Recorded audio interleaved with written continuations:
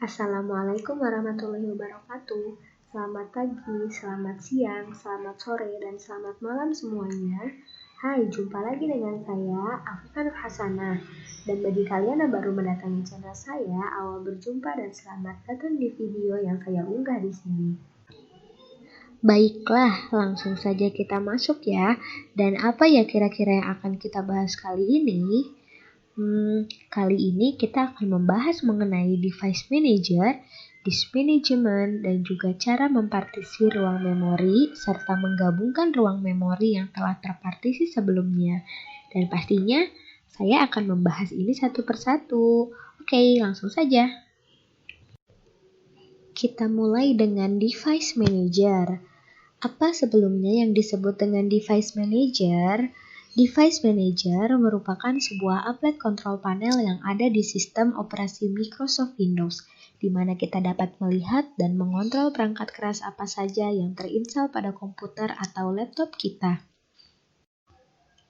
Juga terdapat beberapa fungsi dari penerapan Device Manager, yaitu yang pertama menonaktifkan dan menguninstall driver, yang kedua mengembalikan driver ke keadaan semula, yang ketiga, mencetak ringkasan daftar driver yang terinstal pada komputer. Dan juga ada manfaat dari Device Manager, yaitu yang pertama melihat apakah hardware yang terpasang berjalan dengan baik, yang kedua mengubah pengaturan konfigurasi hardware, yang ketiga identifikasi driver yang sedang dijalankan dan mendapat informasi detailnya, dan yang keempat yakni menginstal update driver. Langsung saja kita terapkan ya. Membuka Device Manager itu ada dua cara. Yang pertama kita bisa memakai cara pertama yaitu kita bisa lihat di paling sebelah kiri atau pojok kiri atas itu terdapat disk PC atau My Computer, atau kalian juga bisa buka di File Explorer di mana di sini ada disk PC. Kalian bisa klik kanan, lalu kalian klik Properties. Nah, di mana paling pojok kiri atas itu ada Device Manager, kalian bisa klik 2 kali dan akan muncul tampilan seperti ini, Device Manager. Atau cara yang paling gampang yang biasanya orang-orang suka pakai, yaitu dengan cara kalian search di Windows dengan kata kunci Device Manager. Lalu dia akan tampil seperti ini. Kalau kalian klik 2 kali, maka akan tampilan seperti ini Device Manager. Mungkin saya akan perbesar saja. Di mana sebelumnya Device Manager itu merupakan applet control panel, di mana kita bisa melihat atau mengontrol perangkat-perangkat keras apa saja yang terinstal pada komputer atau laptop kalian. Nah, di sini ini paling atas ini nama laptop aku atau nama komputer. Dan di sini mungkin di atas ada file, ada action, ada view, ada help. Nah, dan di sini ada tabel kiri juga ada tabel itu layout ya, layout kiri dan juga ada layout kanan. Di mana itu ada Device Manager menampilkan hardware apa saja yang terpasang. Dan di sini ada action. Mungkin kita tutup saja karena kita tidak memerlukan itu. Dan di sini ada help. Dan di sini ada scan for hardware change. Jadi kalian bisa mencari hardware apa yang mungkin terinstal atau terpasang di perangkat Anda. Lalu di sini pertama ada audio, di mana di sini saya sedang menggunakan mikrofon, maka di sini akan tertulis mikrofon dan juga speakers. Di sini ini semua bawaan ya, bawaan dari laptopnya. Dan juga di sini ada batteries, ada Microsoft Edge adapter, ada Microsoft SCPI. Lalu di sini ada Bluetooth, mungkin yang sering menggunakan Bluetooth. Nah, di sini ini bawaan ya, jadi aku pakai Qualcomm Atheros Bluetooth 4.1. Dan di sini juga ada hardware kamera atau kamera yang biasa aku gunain kalau misalnya kita pakai Zoom atau kita pakai kamera yang ada di laptop. Nah, di sini aku pakai USB 2.0 VGA UVC webcam. Jadi aku pakai webcam yang biasa dipakai di laptop. Lalu di sini ada komputer, di mana ini tipe komputer aku itu yang X64 bit basic PC. Nah, lalu selanjutnya di sini ada disk drivers seperti penyimpanan. Lalu di sini ada display adapter. Nah, lalu jadi itu seperti tampilan gitu. Lalu ada DVD atau CD-ROM drivers, dimana kalau misalkan kalian lagi masukin VCD atau CD-ROM, itu nanti bakal di sini bakal ada tertulis atau tertera pada device manager. Lalu di sini ada firmware, ada system firmware, lalu ada human interface device. Nah, lalu selanjutnya ada IDE atau ATAPI, dan di sini jadi kita bisa tahu SATA apa yang kita pakai. Di sini aku pakai yang standar SATA AHCI controller. Jadi di sini ada SATA controller. Lalu ada keyboard apa yang sedang terpasang pada laptop atau komputer kalian. Nah, di sini bawaan. Jadi keyboard yang dipakai PC headset PS2 keyboard. Oke, lalu ada teman-temannya, ada mouse, dan juga ada monitor. Lalu ada, jadi monitor ketika emang kita memakai satu monitor, dua monitor atau lebih, maka di sini dia akan tertera. Jika mereka benar-benar terpasang dengan baik, di sini di device manager semuanya akan muncul. Lalu ada network adapter. Nah, di sini banyak banget ya. Lalu ada print quest. Jadi dimana kalau misalkan kalian pakai print, itu nanti perangkat yang tersambungnya akan tertera di sini. Lalu ada prosesor, dimana di sini aku sebenarnya cuma pakai satu prosesor dari Intel R Celeron, dan dimana sebenarnya aku pakai satu, di sini emang tertulis 2 kali gitu. Lalu ada security device, ada software components. Nah, banyak ya. Ada software device, ada sound. Nah, ini kan biasanya bawaan, ada Intel R Display Audio, Realtek High Definition Audio, jadi ini yang udah. Jadi sebenarnya hampir semuanya ini bawaan dari laptop. Lalu ada storage controller. Nah, lalu ada system device. Nah, ini banyak banget ya. Ini itu biasanya semua yang terpasang atau yang ada pada motherboard perangkat kalian.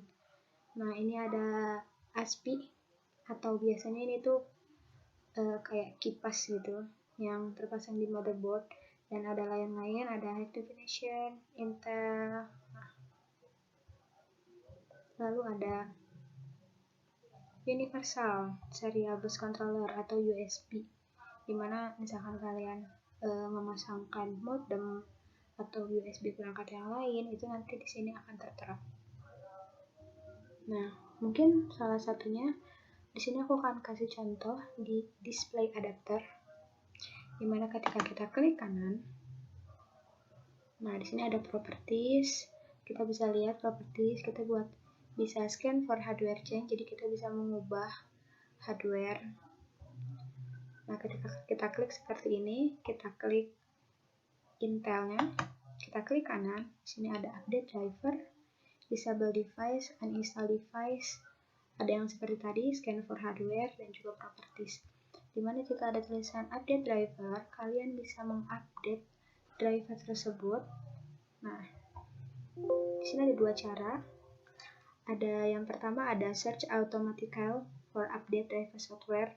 Biasanya ini tuh butuh untuk kita tuh online atau terhubung kepada internet, karena di sini aku tidak menggunakan internet.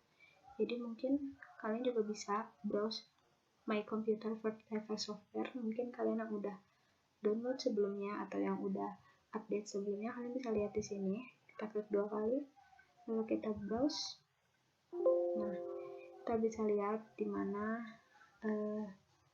update itu tersimpan. Nah, di sini bisa ada let me pick from a list of available drivers on my computer. Jadi kalian bisa lihat apa aja yang ada di komputer kita. Ini yang tadi bawaan, ada Intel, ada Microsoft Basic Display Adapter. Nah, mungkin di sini saya tidak akan mengupdate apa-apa. Ya kita close saja. Lalu kita klik kanan lagi, ini ada disable device, ada uninstall device. Ini kalau misalkan aku pencet disable device itu nanti kemungkinan jadi monitor aku atau layar aku ini tidak akan bisa terbaca. Dan begitu juga uninstall device, berarti kan kita menghapus device-nya, jadi nanti tampilannya tidak ada, jadi tidak akan saya tekan. Ya mungkin seperti itu penjelasan singkat tentang device manager. Semoga kalian paham. Kita akan lanjut ke materi berikutnya.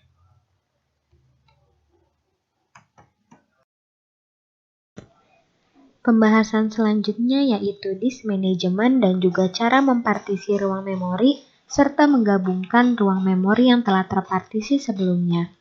Dan sebelumnya, apa yang disebut dengan disk management? Disk management merupakan utilitas Microsoft Windows yang diperkenalkan sebagai pengganti fdisk command, di mana memungkinkan pengguna untuk melihat dan mengatur disk drivers yang terpasang di komputer mereka, dan partisi-partisi yang terasosiasi dengan drive-drive tersebut.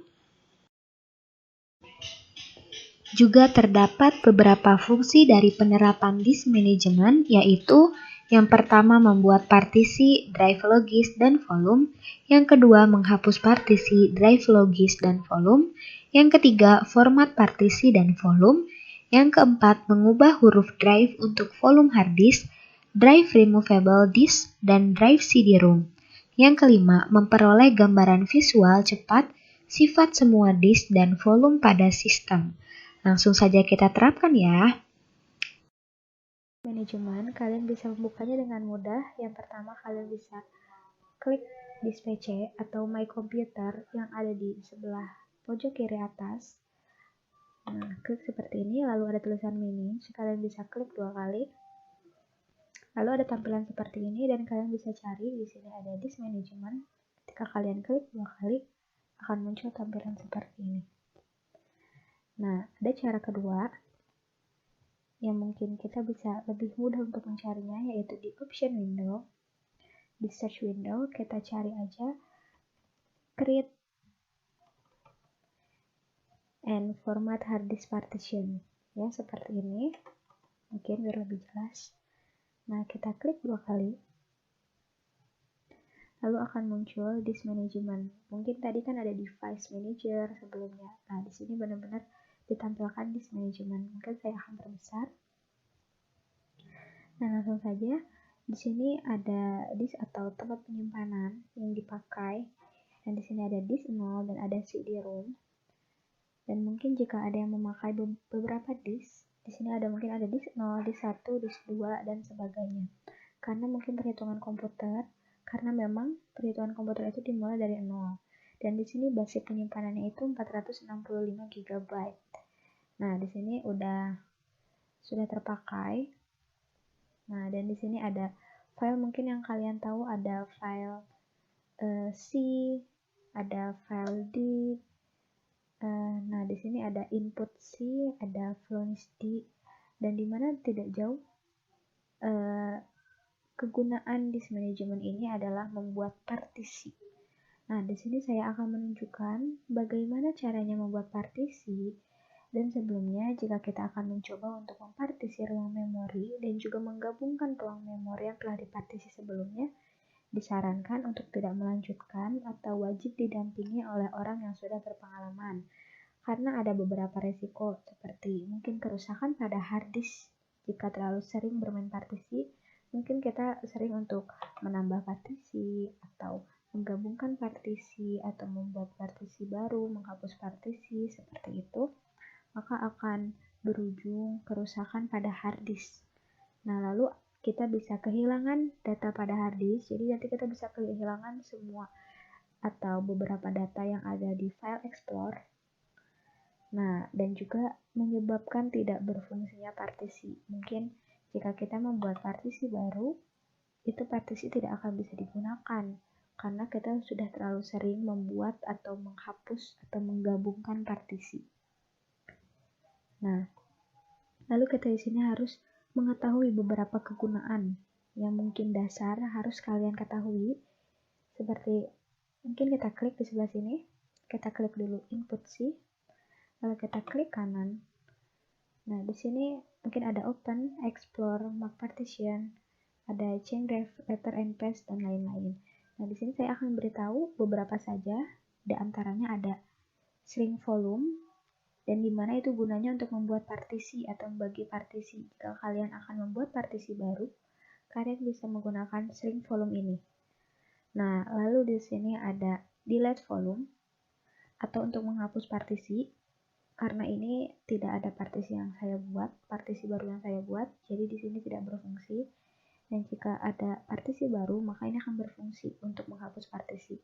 Lalu ada format, itu untuk memformat partisi, atau sama seperti menghapus, tapi ini lebih menghilangkan data yang terdapat pada partisi. Lalu ada extend volume, di mana ini untuk menggabungkan partisi. Jadi partisi sebelumnya yang sudah kita buat baru, dari shrink volume, kita bisa menyatukannya kembali dengan extend volume. Nah, lalu kita akan langsung mencobanya.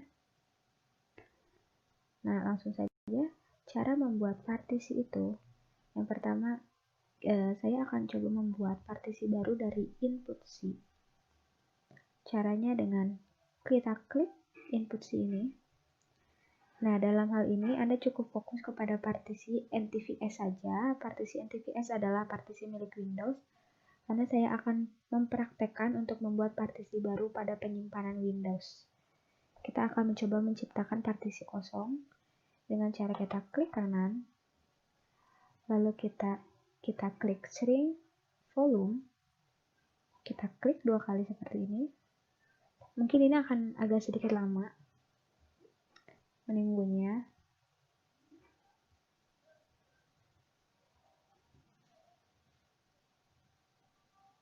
Nah, sebelumnya kita bisa melihat jumlah total partisi keseluruhan sebelum di shrink. Ini ada 268, sekian gigabyte NTFS. Nah, nanti kita akan kurangi untuk membuat partisi baru.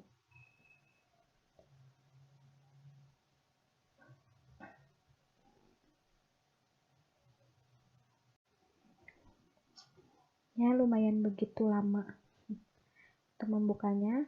Lalu di sini ada enter the amount of space to shrink in MB. Jadi di sini saya akan membuat 1000 MB saja untuk percobaan pada tutorial ini. Lalu bisa kita enter, bisa kita shrink.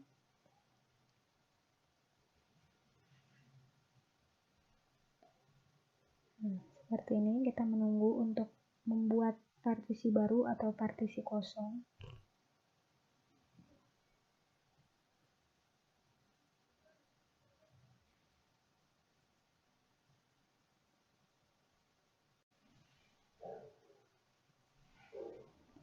Nah, di sini sudah ada partisi kosong dengan nama unallocated.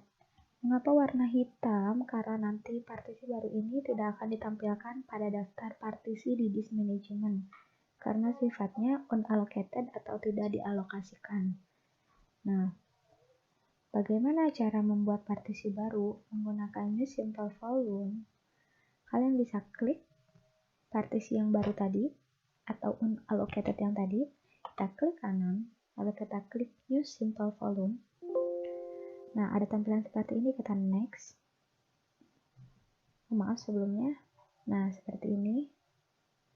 Kita next saja. Nah, lalu ini assign the following draft letter. Kalian bisa ganti atau ubah nama yang kalian inginkan, ada A, B, sampai Z. Nah, kita langsung next saja. Nah, lalu di sini ada tampilan seperti ini. Tetap kita next. Nah, lalu ketika kita sudah selesai semuanya, kita bisa finish. Karena di sini saya tidak akan membuat partisi baru untuk dialokasikan, jadi saya exit saja. Nah, exit seperti ini. Dan saya akan memberitahu bagaimana caranya menggabungkan partisi kosong ke partisi yang sudah ada, atau menggabungkan ruang memori yang sudah dipartisi tadi. Nah, kita menggunakan extend volume. Seperti yang tadi saya jelaskan, di sebelah kanan sini ada extend volume, perintah untuk menggabungkan partisi.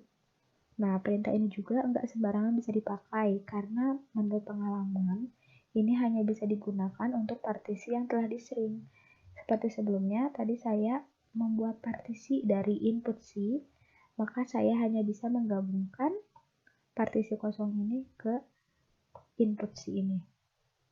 Nah, kita langsung saja menggabungkannya. Lalu kita klik kanan. Kita bisa pencet extend volume. Nah, di sini bisa berfungsi ya, karena tadi sebelumnya input C ini sudah dibuat partisi yang kosong tadi. Kita klik, lalu kita klik next. Nah, karena ini tadi partisi kosongnya sudah select, lalu kita next. Nah, bisa kita finish. Nah, kita tunggu beberapa saat. Nah, maka partisinya akan tergabung kembali. Karena tadi sebelumnya itu basicnya itu 268 GB. Ketika kita kurangi menjadi partisi kosong tadi, itu ada 267 GB. Dan ketika digabungkan lagi sudah menjadi 268 GB atau kembali seperti semula. Ya, seperti itu.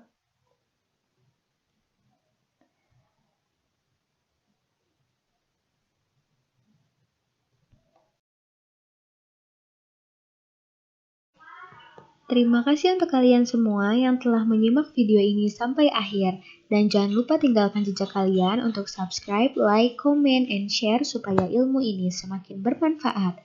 Terima kasih kembali. Wassalamualaikum warahmatullahi wabarakatuh.